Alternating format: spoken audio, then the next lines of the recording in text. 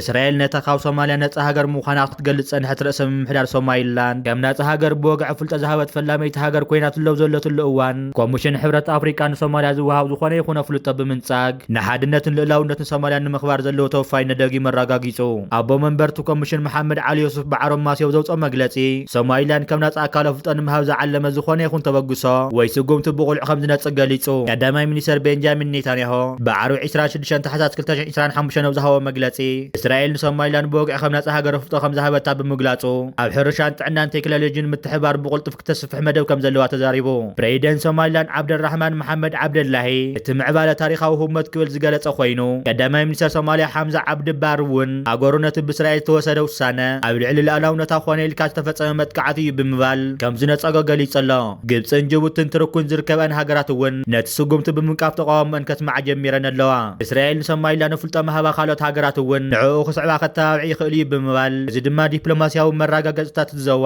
በጻሕነት ህግራዊ ዕዳጋታት ክውስኽ ድማ ይኽእል እዩ ናታንያሆ በዓረብ ዘውፅኦ መግለጺ ሎሚ ንሪፐብሊክ ሶማሊላንድ ከም ነፃን ልዕላዊት ሃገር ወግዓዊ ፍልጠ ከም ዝሃብና ኣፍሊጠ ብምባል ተዛሪቡ ምስ ሚኒስተር ጉዳያት ወፃኢ ጌድዮን ፕሬዚደንት ሪፐብሊክ ሶማሊላንድ ሓበራዊ ሕድሕድ ኣዋጅ ፈሪምና ንህዝቢ ሶማሊላንድ ዓወት ብልጽግናን ናጽነትን ይምነየሎም ክብል ድማ ናታንያሆ ኢኪት ጽሒፉ ሶማሊላንድ ካብ ዓባይ ሶማልያ ነፃነታ ብምእዋጅ ብተወሳኺ ድማ ናይ ባዕላ ምምሕዳር ብምቋም ንልዕሊ 30 ዓመታት ክትከይድ እኳ ተጸንሐት ዓለማዊ ናይ ሃገረ ፍልጠ ግን ክሳብ ሕጂ ኣይረኸበትን እቲ ስጉምቲ ብጻዕርታት ትካል ስለያ ወጻእቲ ሃገር ሞሳድ ክፍጸም ከም ዝኽኣለ እውን እቲ ቀዳማይ ሚኒስተር ጠቒሱ ኣሎ ክልቲአን ሃገራት ሙሉእ ዲፕሎማስያዊ ርክብ ምስርታት ተስማዕሚዐን ነይረን እዚ ድማ ምሻም ኣምባሳደራት ምኽፋት ኤምባሲታት ዘጠቓልል ይኽብል ሚኒስተር ጉዳያት ወፃኢ እስራኤል ጌድዮን ኣሰር ኣብ ኤክስ ኣብ ዝሃቦ መግለጺ ድማ ሓቢሩ እቲ ዝመርሖ ሚኒስተር ኣብ ሰፊሕ ዓውትታት ኣብ መንጎ ክልቲአን ሃገራት ዘሎ ርክብ ትካላዊ ንምግባር ቁልጡፍ ስጉምቲ ክውሰድ መምርሒ ከም ዝሃበ እውን ኣመልኪቱ ኣሎ ብወገን ሃርጌሳ እውን እቲ ውሳነ ብሓጎስ ከም ተቐበልዎ መንግስታት ምምሕዳር ኣፍሊጡ ኣሎ በዚ ምዕባለ ዝተሻቐለ ኮሚሽን ሕብረት ኣፍሪካ ግን ሶማሊላንድ ዘይትንጸል ኣካል ፌደራላዊት ሪፐብሊክ ሶማልያ ኮይና ክትቅጽል እያ ክብል ገሊጹ ኣሎ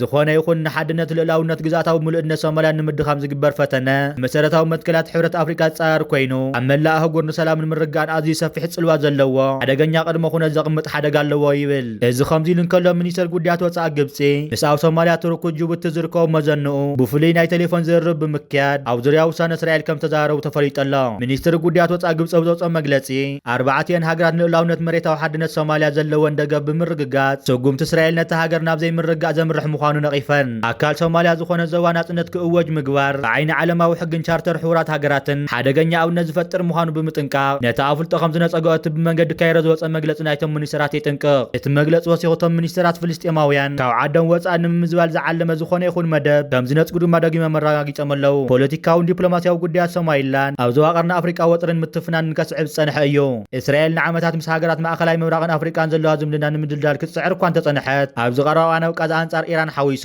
ዝተኻየዱ ውግኣት ግን ከም ዕንቅፋት ዲሞክራሲ ይርእይዎ ነይሮም ኣብ መወዳእታ ኣብ ቀዳማይ ዕምሪ ስልጣን ትራምፕ ኣብ 2020 ዝተግበረ ስምምዕ ኣብርሃም ተባሂሉ ዝፍለጥ ስምምዕ ስዒቡ ኣብዝሓ እስላም ዝነብሩለን ሕቡራት ኤምሬት ዓረብ ሞሮኮን ምስ እስራኤል ዘለዎን ዝምድና ናብ ንቡር ክምልሳን ከለዋ ካልኦት ሃገራት ድማ ድሕረን ተጸቢሮን እየን ሶማሊላንድ ኣብ ወሽመጥ ኣደን ስትራቴጂካዊ ኣገዳስነት ዘለዋ ኮይና ናይ ገዛ ርእሳ ገንዘብን ፓስፖርትን ሓይሊ ፖሊስን ኣለዋ ኣስታት 6 ሚልዮን በዝሒ ህዝቢ ዘለዋ ንርእሳ ሪፐብሊክ ክትብል ጸንሐት ሶማሊላንድ ኣብ ቀረባ እዋን ኣብ ማእኸል ሓያሎ ዞባዊ ክትዓት ሶማልያ ኢትዮጵያን ግብፅን ዝተረኣየላ ምምሕዳር ኮይና ትርከብ ኣብዚ ዝሓለፈ ዓመት ንኢትዮጵያ ኣብ ደገ ባሕሪ ንምሃብ ኣብ መንጎ ኢትዮጵያን ሶማሊላንድ ዝተገበረ ስምምዕ ንሶማልያ ቁጥዕዋ ምንባሩ ድማ ይዝከር ሕጂ ቤት ጽሕፈት ፕሬዚደንት ዓብደራሕማን መሐመድ ኣብ ዘውፅኦ መግለጺ ሪፐብሊክ ሶማሊላንድ ንልዕላውነታን ናጽነታን ወግዓዊ ፍልጠት ንምሃብ ብሃገረ እስራኤል ንተወሰደ ታሪኻውን መትከላውን ውሳነ ብሓጎስ ከም ትቕበሎ እዩ ዝገልጽ ኣብ መቃድሾ ዘሎ ማእኸላይ መንግስቲ ሶማልያ ንሶማሊላንድ ከም ሃገር ዝቆጽር ወይ ዲፕሎማስያዊ ዝምድና ዝገበር ውሳነታት ብትርኽ ቃወሞ ምጽንሑ ዝፍለጥ ኮይኑ ኣብዚ ሕጂ እዋን ድማ ሚኒስተር ጉዳያት ወፃኢ ግብፂ ምስ ናይ ሶማልያ ትርኩ ጅቡቲ መዘነታቱ ብቴሌፎን ድሕሪ ዘካየድዎ ልዝብ ኣርባዕተን ሃገራት ንልዕላውነትን መሬታዊ ሓድነት ሶማልያ ዘለወን ደገፍ ብምርግጋጽ ስጉምቲ እስራኤል ነቲ ሃገር ናብ ዘይምርጋእ ዘምርሕ ምዃኑ ነቒፈን ፖለቲካውን ዲፕሎማስያውን ጉዳያት ሶማሊላንድ ኣብ ዞባ ቀርኒ ኣፍሪቃ ወጥርን ምትፍናን ነስዒቡ ዝጸንሐ እዩ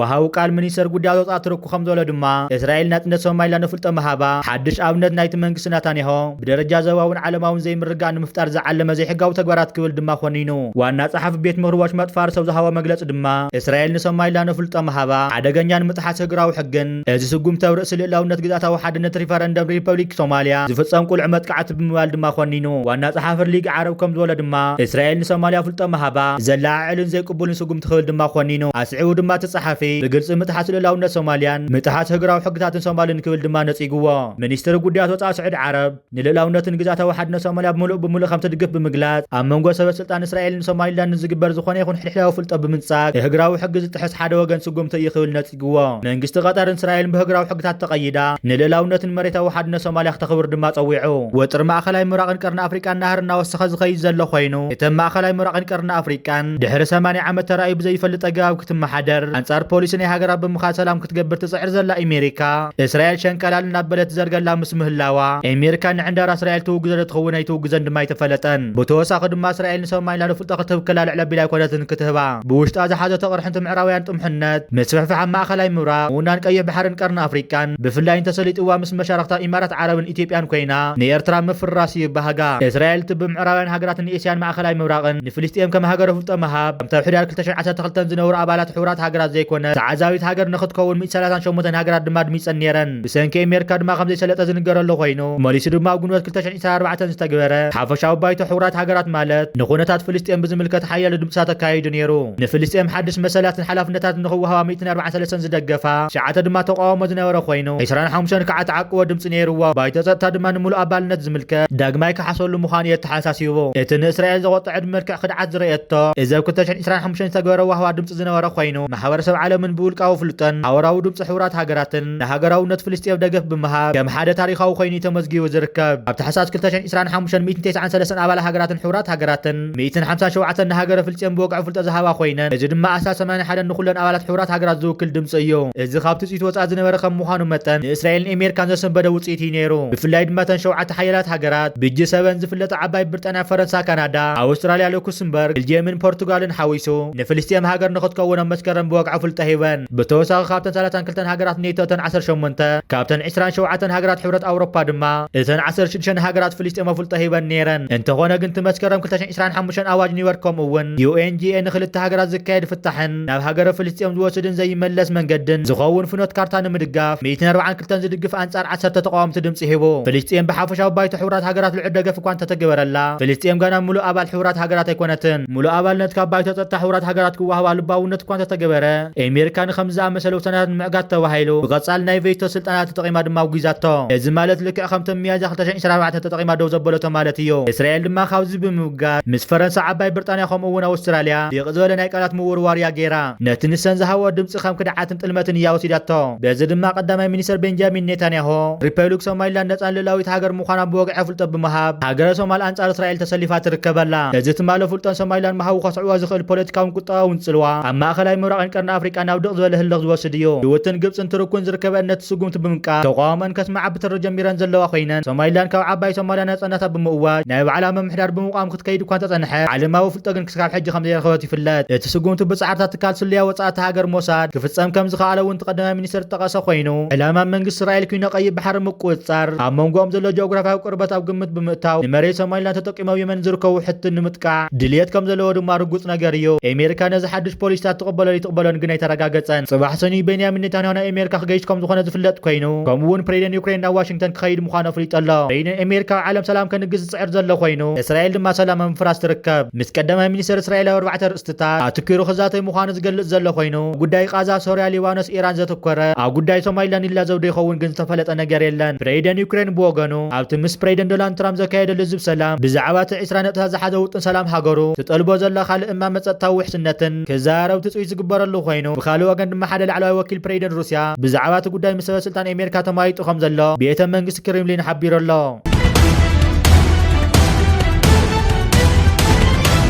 بخالي زينانا دما تايلاندن كمبوديان قلطف تقصدوا ممارك جبرات خم تسمع مع منيسر مكل خالتن هاجرات لو مقدم مبزوط وحوراو مجلس أفليتهم خلتي وجرات كل من قصة سراوي دو كبلن أكافت دو زنور سلاميان سبات نام مربطهم كملة تسمع مع عمل له يجد ما نتنسون نازغط على صعوق جد دو دما قبل يوم بسن كتوج بوحدر عن حدا سبات كماتون كله أستاد حدا مليون هزود ما تمزاوي له تتقصدوا مال باقوات رات خبابي فرق مع التحمش ما تجارا وخين الله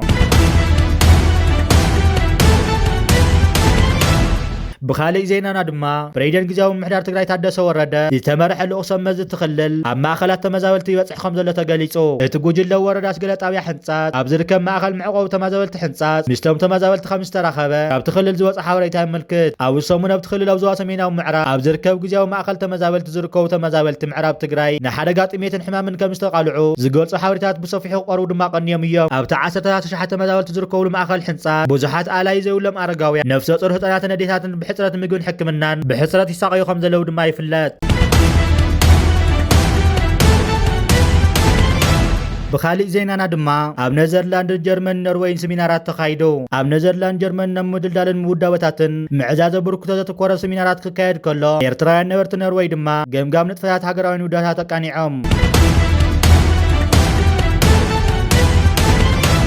ሎሚ ካብ ኣዲስ ኣበባ 17 ኪሎ ሜትር ውፅእ ኢልካ ዝርከብ ናይ ኦነግ ሓይለ ድብዩ ብምጽናዕ ካብ ደብረ ዘይት ተወገሳ ወተሃደራዊ ተሽከርከርቲ ተቃጺሉ ይርከብ ኣሎ ሎሚ ኦነግ ምእተው ኣዲስ ኣበባ ዘካየደ መጥቃዕቲ ብዙሓት መራሕቲ ብልጽግና ስንቢዱ ዝርከብ ዘሎ ኮይኑ እዘን ቃፍ ላይ ጽዒነን ዝኸዳ ዝነበረ መጥቃዕቲ ድሕሪ ምክያዱ ሰፍ ዘይብሉ ጉዳት ከም ዘወረደ ምንጭታት ይሕብሩ ዘለው ኮይኖም ኣብዚ ሕጂ እዋን ኢትዮጵያ ናይ መወዳእታ ኩናት ሕድሕድ ተምርሕ ከም ዘላ ዝተፈላለዩ ፀብፀባት ሒዞም ይወጽ ኣለው ኣብዚ ሎሚ ዝተፈጸመ መጥቃዕቲ ድማ ብዙሓት ሰራዊት ፌደራል መንግስቲ ከም ተቐተሉ ድማ ይግለጽ ኣሎ وفين يا لاغر يا غلاغر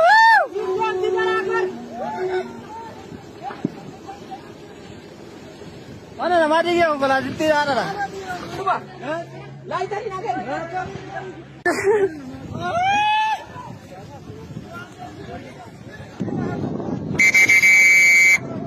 بطل عند غلاغر يا لاغر እዚ ከምዚ ኢሉን ከሎ ድማ ትማሊ ሃምቦል ሚድያ ዘውፅእ ሓበሬታ ጀነራል ኣሽታለው ላዕለዋይ ኣዛዚ ሰራዊት ብልጽግና ከም ዝተቐተለ ገሊጹ ዘሎ ኮይኑ ብተወሳኺ ድማ ቀሩ ኮሎኔል ሓሰን በኣስን ክትዕን ጀነራል ኢትዮጵያ ከም ዝተረኣየ ድማ ገሊጹ ኣሎ ሚኒስተር ዜና ኤርትራ ኣቶ የማነ ገብረ መስቀል ንስርዓት ብልጽግና ገዳሲ ምላሽ ይህቦም ይርከብ ኣሎ ኣብ ዝቕነዘብ ልዕሊ ኤርትራ ዕለታዊ ናይ ሓተት ሓበሬታ ብልጽግና ንምዝርጋሕ ብዝለዓለ ኣቕሚ ተዋፊሩ ይርከብ ኣሎ እቲ ዝቐርብ ዘሎ ሕቶታት ወይ ዛዕባታት ካብቶም ዝተለመዱ ነጥብታት ተመርኮሰ እዩ ብምባል ንጥንታውን ማእኸላይ ዘመንን ዘመናዊን ታሪክ ኤርትራ ብምጥምዛዝ ንህዝባዊ ርእይቶ ብምንድጋር ብኣቢሉ ድማ ነቲ ልዕላዊ ኣፍ ደገ ባሕሪ ዝብሉ ሕጋዊ ኣጀንድኡ ንምጽዳቕ ነቲ ናይ ዕንደራ ርእስነትን ኣጀንድኡን ብናይ ምክልኻል ሸፈን ንምቕራብ ነቲ ኤርትራ ምስ ሃገራት ጎራውቲ ዘለዋ ንውር ዲፕሎማስያውን ቁጠባውን ናይ ምትሕግጋዝ ዝብናት ከም ውዲት ኣብ ልዕሊ ኢትዮጵያ ንምስሉ ከምኡውን ነቲ ኤርትራ ዘለዋ ዘይምንጻር ህግራዊ ጥምረትን ስነ-ስርዓትን መንግስትን ንምጽላም ዝዓለመ እዩ ኣብዚ ቀረባ ግዜ ዝተረኣዩ ሓድሽ ምዕባለ ግን እቲ ናይ ሓተት ወፈራ ብወግዓውያን መድረኻት ንኣብነት ትካል ፖሊሲ ወጻኢ ትካል ፈነወ ኢትዮጵያ እቢሲ ወዘተ ኣቢሉ ከም መሓላለፍ ምጅማሩ እዩ እዚ ድማ ቅድሚ ሕጂ ብዘይ ወግዓውያን ኣፍ ወካል ንኣብነት ፍሉጣት ተሓለቕቲ ይግበር ከም ዝነበረ ድማ ይፍለጥ እዩ